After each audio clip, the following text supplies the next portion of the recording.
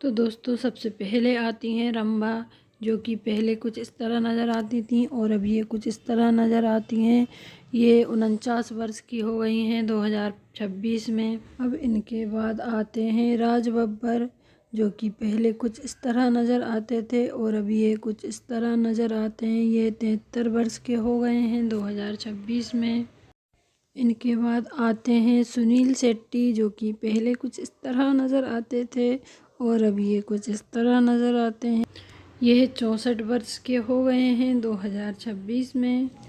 तो दोस्तों अब इनके बाद आते हैं अरशद वारसी, जो कि पहले कुछ इस तरह नज़र आते थे और अब ये कुछ इस तरह नज़र आते हैं।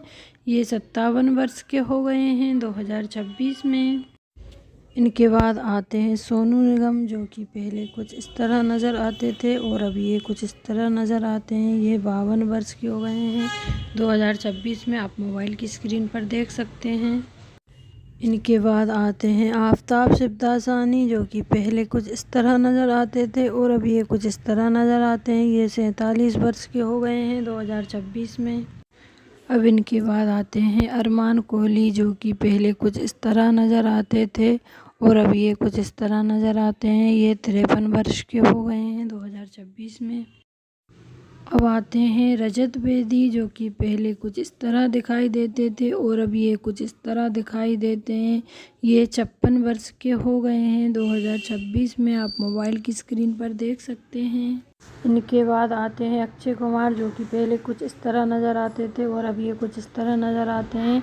ये 58 वर्ष के हो गए हैं 2026 में। इनके बाद आती हैं मनीषा कोइराला, जो कि पहले कुछ इस तरह नज़र आती थी और अब ये कुछ इस तरह नज़र आती हैं।